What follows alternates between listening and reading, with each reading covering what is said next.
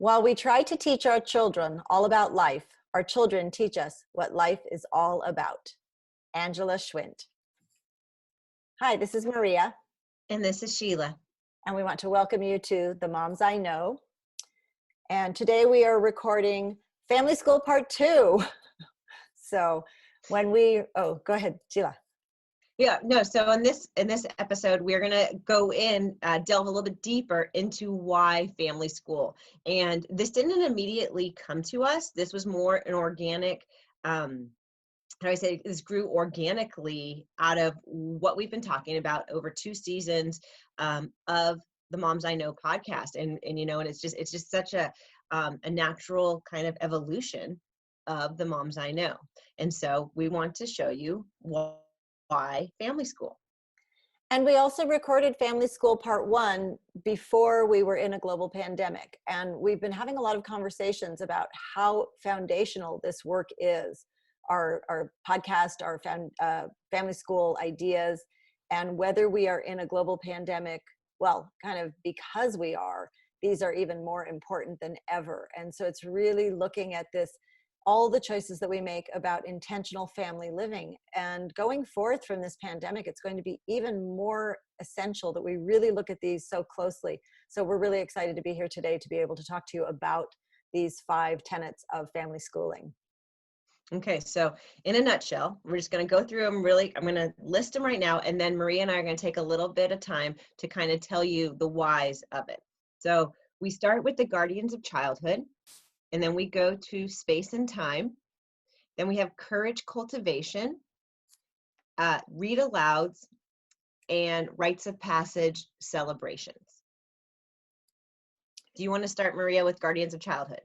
Okay, so guardians of childhood, and this really came about, and I think we talked about this in our part 1 about, we were talking about how important it is to have developmentally appropriate childhood, let our children be children, and to protect that precious time, especially these first 7-8 years of childhood, is so important for the really forming of everything about who they are. And so we know those first 3 years of life are critical for all of the intellectual formation, and then the language skills and the critical thinking skills and everything. But just the way in which we can try to protect that space, and that doesn't mean to prohibit learning. It means to protect the space so that they can learn in the way that is best for them. And so we really are looking at protecting, nurturing, and strengthening. It's kind of, in a way, like Marie Kondoing childhood, clearing away the excess so that the creativity can blossom. And as a parent, as when we're intentionally parenting, we are creating an environment where learning is taking place naturally. And so when we think of guardians of childhood, we are there to protect, nurture, and strengthen. And so what we see falling into that is we see, paying attention to nutrition, making sure you're establishing healthy foundations. You are paying attention to the non-toxic living, making sure that your children are not reliant on processed foods and good smelling stuff, because, unless it's naturally, because we know those are a lot of chemicals that overburden our systems. We want to teach you about herbal remedies, and there's a saying like Dr. Mom, really learning to inspire you, to empower you to learn about how you can heal your children at home. Yes, we have a medical system that is amazing for acute care, but what about, preventative care? That's what being a guardian of childhood is all about as well. And we're looking at, like I said earlier, that developmentally appropriate childhood. So we are letting children have that time in nature. We're letting them develop with things that are appropriate. And we're really limiting or eliminating the screen time. And so we will be going into each of these in their own separate podcast episode, as well as a video episode. So we'll take you much deeper into these. So today is just this kind of overview, but we just feel so strongly about this concept of really protecting this, just like I said, special, incredible time in a human being's life. So that's Guardians of Childhood, and much more to come. Yeah, and I just want to add right there, also in that, in Guardians of Childhood, is looking at positive discipline, attachment parenting, looking at parenting styles that put the child first, you know, the conscious parenting piece. Okay, so next we're going to go to space and time. And with space and time, we're looking at mindfulness, our own sort of meditative practices, nonviolent communication. We're looking at the importance of movement, really healthy movement for, again, we're talking about family school. So we're looking at not just for the children, but for the entire family, the adults, the rhythms, the way in which we are structuring our life, making sure that there's good, healthy boundaries, but also that there's plenty of exploration, and that the children are having the indoor and outdoor movement that is really healthy for mind, body, spirit. And then looking at the breath, and so how important breathing is, and the physical breathing, as well as that sort of rhythm of the daily life. And so we go into these a lot more, but it's just, so when we talk about Guardians of Childhood, this time and space is the obvious next piece of that, of just creating the time for our children to be children, creating the space for them to develop really naturally and holistically. And so there's a lot that we'll go into with this again. Mm-hmm. The next piece is the courage cultivation. I think this is one of my favorites because it was really a cornerstone of our homeschooling experience, family schooling experience. And so when we think about courage cultivation, this is a great place to really bring in storytelling of your family stories, the stories of their grandparents, their great grandparents, ancestor stories. So you can bring those, and then you could take it a step further and you look at the adventure, the exchange, you know, traveling exchange programs, building resilience, building the grit. You do this through experiential learning, through risky behavior. And I, you know, risky behavior as a child is different than risky behavior as a teenager. So we're saying risky behavior is in childhood is, you know, being able to climb trees, being able to ride your bike, you know, I don't say, you know, by yourself, you know, like really kind of, how do I say this? You know, pushing some boundaries, but natural boundaries, you know, so that you're able to feel independent and feel really good inside. And I was going to say that exploring of the boundaries. And so we, you know, we exploring in nature, exploring with, I love the fact that you brought up storytelling, because through the stories, and whether it's our family or whether it's, you know, sort of these, you know, hero and heroine stories, children can sort of test things out through other people's adventures as well. And so I love that this is such a foundation of your family, and the fact that you and your husband met, Mm-hmm. you know, outdoor adventure. Backpacking, yeah. Yeah, and that this has been such a huge part, and I've really seen the difference with your children and their outdoor adventures, and really cultivating that courage and that, like you said, the grit. So it's wonderful. Mm-hmm. Then we move into classic pastimes. And so classic pastimes, this is one of my favorite areas too. And so it's looking at classic literature. It's looking at the family quality time together. So we're dividing it up into a couple of areas there, and also the board games, the family games, the way in which we spend time together as a family. And so, well, I don't want to say old fashioned, because a lot of times people hear old fashioned and they think, oh, that's, you know, Old that's fashioned. passe, it's old fashioned, right? But when we look to the past for the things that were healthy and wholesome, that's what human beings gravitate to. And what's been happening, I think, in the last couple of decades is there's been a vacuum there, and it has been filled by other, well, the media, social media and video games and things like that. And when there's that vacuum, of course the children are going to gravitate to these things that are the shiny bells and whistles. But if we can fill their lives with these really wholesome classic pastimes, then it really builds this foundational character. And so we look at really looking at character cultivation here.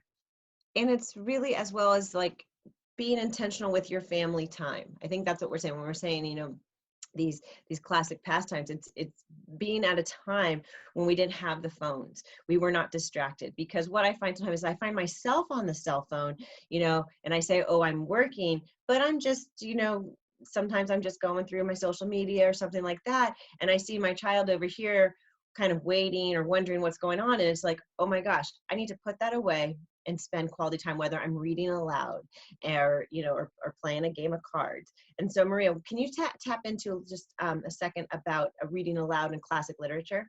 So the classic literature, there's a reason that it's classic. It's withstood the test of time. And so the themes in classic literature are just, they cut through all of the different cultures and genres and all of that. And so I think that we can draw from these archetypes in the classic literature.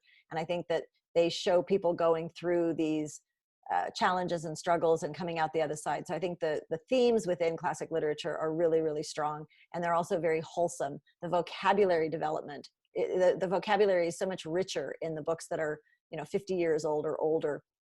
And not to say that there's not some great literature out there right now, but we're finding that that's really just stronger in the older literature. And then also when we're reading aloud with our families, then, and I always laugh about this, but then our kids know that we know that they know that we've read this all together. And so these themes that we're reading about, it's family knowledge. And so we can refer back to that. And I think there is something that really helps with developing strong values within the family.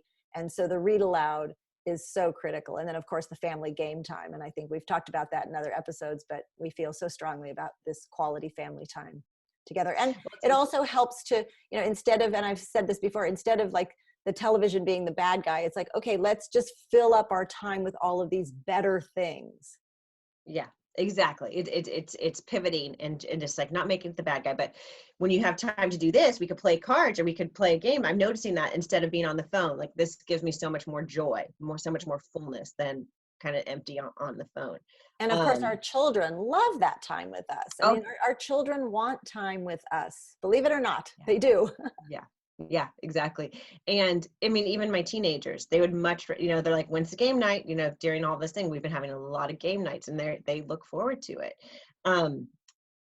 One thing I wanted to say, reference we've read Little House on the Prairie several times, and I'll have to say, like during this whole pandemic, talking about the long winter and how hard it was then, it's like there definitely have been some references to some of those books, and as well as we just finished Patty Reed's Doll and how tough it was for the Donner Party, and we're definitely not there, but some of those lessons learned of what is important. And it's right. And when our children hear these stories, they go, oh, I can do that.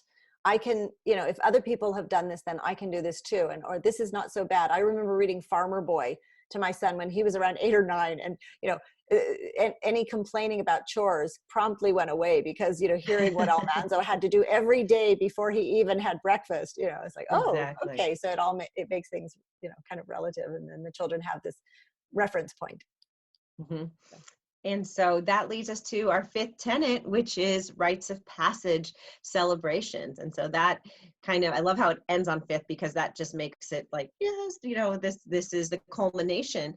And it really is, it's marking time with significance, and really, we're at this end, coming towards the end of a school year here. So graduation is a rite of passage. And it's really, we're, in a situation right now of how are we going to mark it when we are being told we cannot congregate in groups of more than 10 and so it's but I still think it's so important. So I don't know what our individual family is going to be doing or how the school is going to be handling it, but it will be marked because this is a very important time to honor the work that's been put into this, and as well as celebration where my son is turning 18 this weekend. How are we going to make that special when we're not able, same thing, to congregate?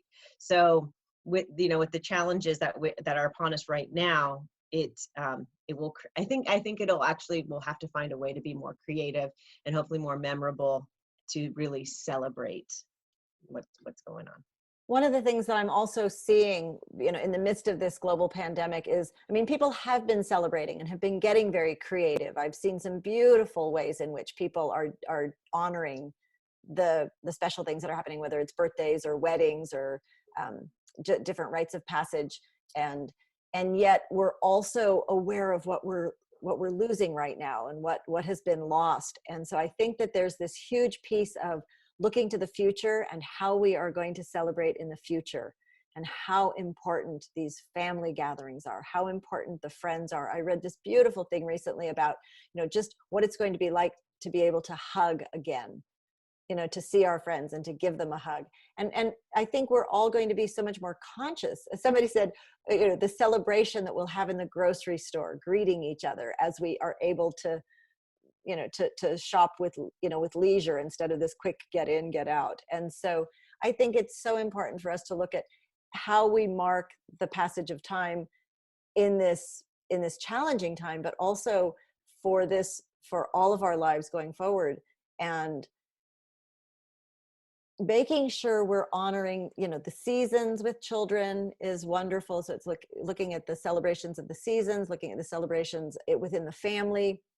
And then there are those passages from little kid to big kid to teenager, young adult to really adult. And so there's lots of ideas that we will have for all of you with these celebrations and with these rites of passage.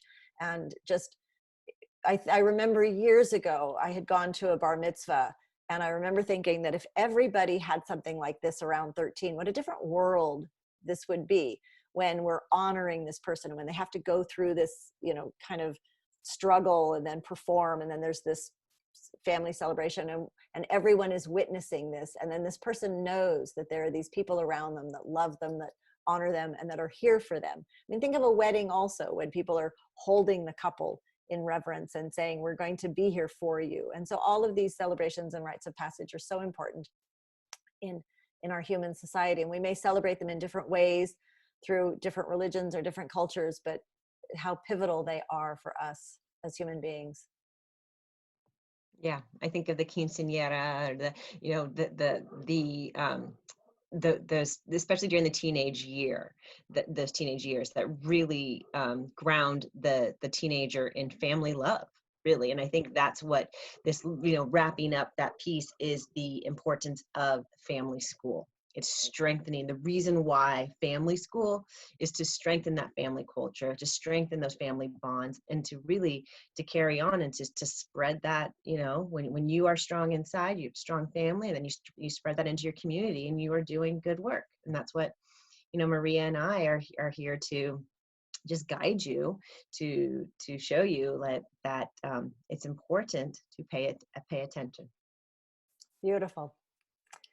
So here we go, and we'll have episodes on each of these tenets. So we're happy to be with you today, and we look forward to lots more to come. All right, take care. Bye.